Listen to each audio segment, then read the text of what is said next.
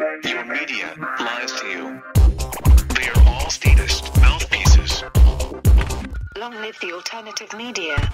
Hello, ladies and gentlemen. This is the Brock Lawley program. My name is Brock Lawley, and this is the segment where we tackle the news headlines, sifting out the leftist media alphabet soup lies like the chaff that it is from the golden wheat of truth, serve it up to your ADD reality television lines on a silver platter. And yes, you, my listener, are very welcome. It is a service to humanity that is this one man's humble opinion. Let's jump into the stories. Scotland will become the newest European state. The vote is Thursday. I happen to think this is crazy, but the latest polls I saw have it neck and neck. So we'll really see. I have been to Scotland many times, 4 trips actually. One time I actually came in on the train and I came up out of Edinburgh. And this, of course, is an American boy. And that city, hundreds of years old, gorgeous, the architecture stunning.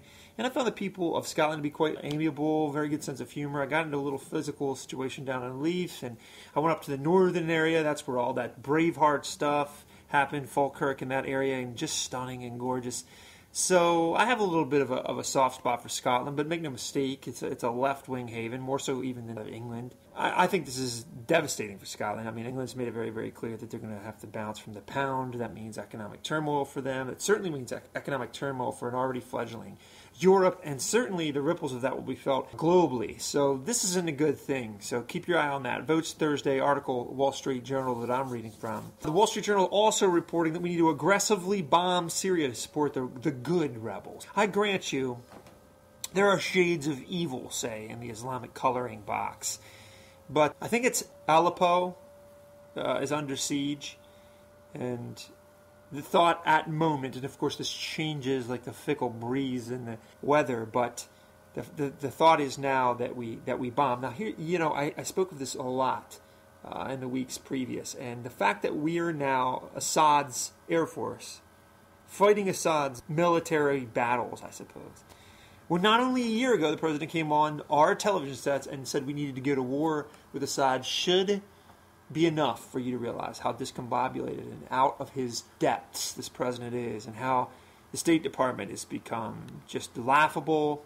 Pentagon even is spinning its wheels. A couple generals came out in defiance, but not really defiance, just the talking points aren't adding up. I would imagine there's chaos going on in the administration because these guys are just out to lunch, and it's nothing but boy bands with a suit and tie on in the administration at this point.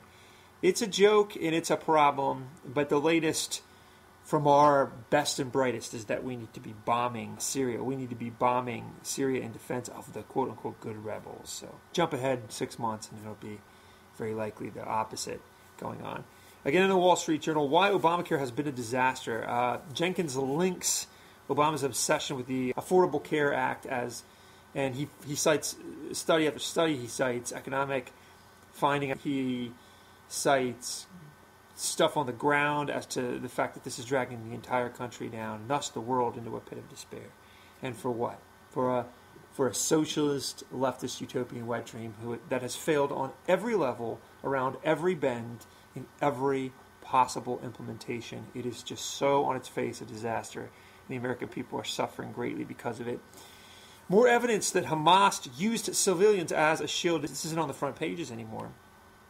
But you remember Israel and Hamas and how New York Times had something like 30 straight days trashing headlines, printing anti-Semitic headlines. And not that this even was needed. We already knew this, and not that the left will ever accept it. But the Washington Post has new evidence proving that Hamas was using civilians, including women and children, as human shields to protect their weapons depot. I don't think it'll matter to the left one bit, but there you go if it matters to you. A transgender girl named Homecoming Queen in Colorado, and it seems that now if you step outside the beaten path of gender relations, this helps you now in these contests, these Homecoming Queen high school contests, which are pretty much just now podiums for social engineering and flag waving for social architecture. Just one more aspect of society that is now overrun with nonsense. The New York Times has that piece. Turkey enabling ISIS. Black market oil trade is going through that country. Oh, and yes, there's a huge black market oil trade now in the light of total dismay in the Middle East. Turkey now supplying ISIS with its oil. New York Times reporting that.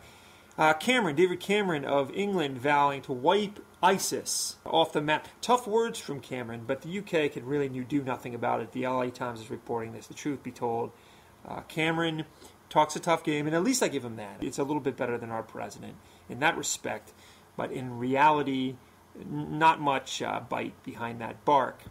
There's a new publishing boom, ladies and gentlemen, and that's transgender children's books. So if you're a boy and feel like a girl, you're supposed to be validated. I find this interesting because the same leftist social engineers won't validate boys who feel like being boys. Instead, they discipline them and drug them full of Ritalin and tell them that they're on deck for domestic violence, even in their boyhood. And if they want to play and if they want to roughhouse, this, of course, is the worst thing in the world.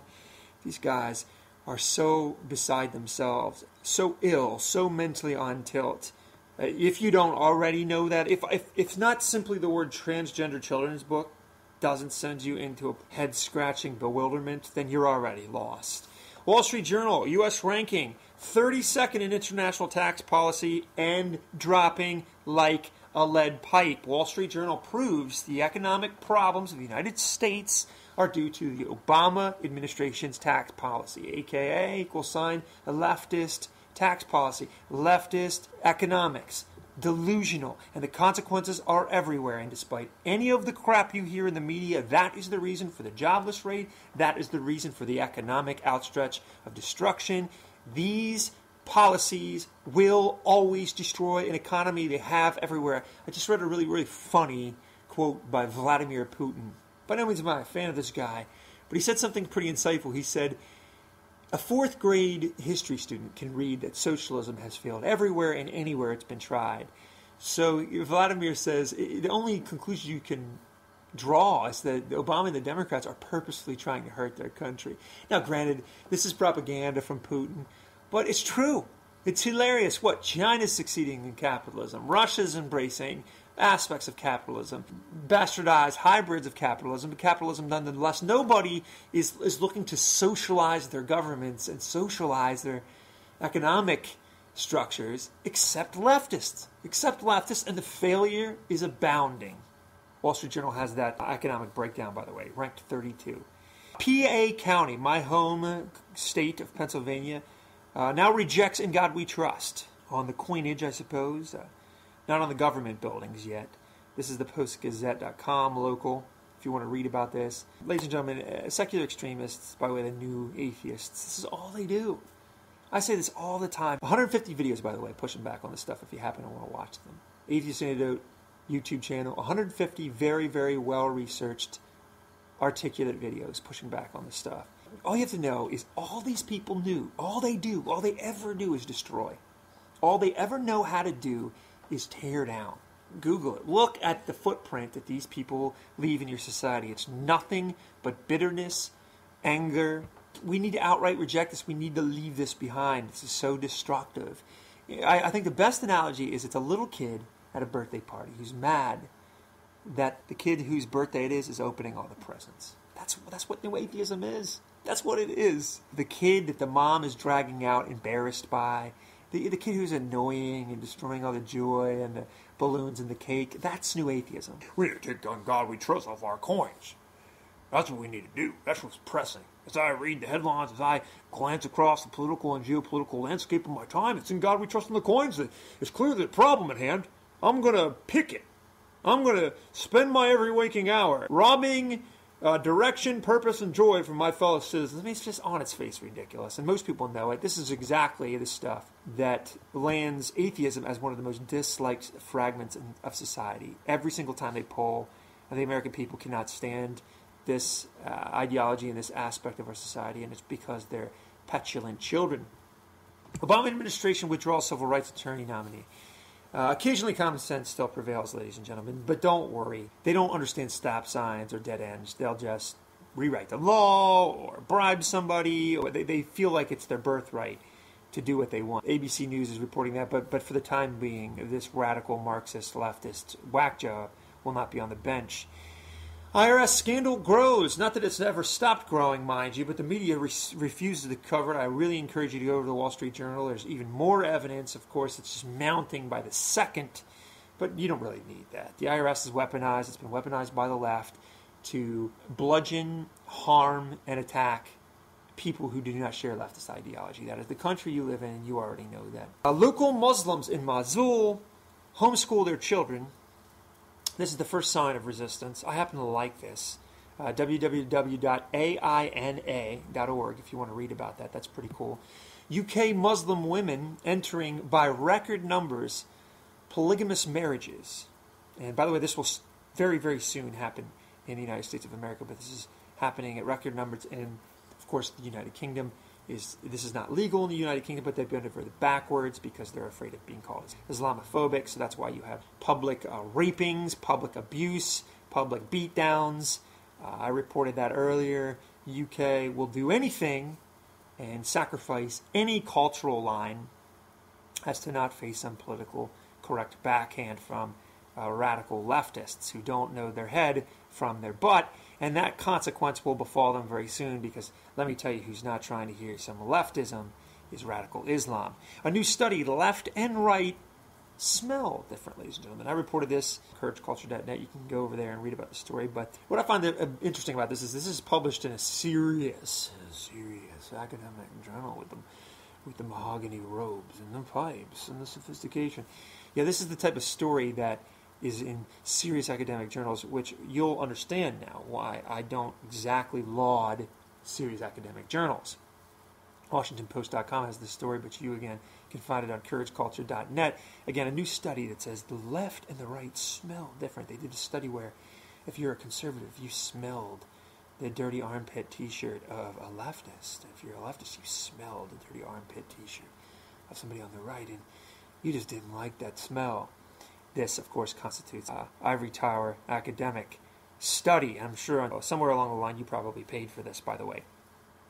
Much of European anti-Semitism is really coming from European Muslims, and the left ignores it, aids it, and abets it. The New York Times story, not exactly writing it with that spin on it, but there you have it. Essentially, the anti-Semitism that is just boiling over like a pot full of water in Europe is largely rooted in European Muslim immigration. The left just props it up, runs defense for it, and it's disgusting. And lastly, we often get marred down in the mire and the muck of these stories. Yes, it's depressing what's rolling out of Washington, D.C. in the form of pond scum. Yes, it's depressing that these totalitarian regimes will not quit with controlling your life. Yes, the foreign policy news runs crimson red most days, but listen, that is not necessarily your country, and that is not the actions of individual people. The truth be told, there is a lot of wonderful things that happen. I came upon a bunch of stories that encouraged me. I saw a picture of a concert where they lifted this kid up in a wheelchair and gave him the better view and really celebrated him. And I saw this cool thing where a guy plastered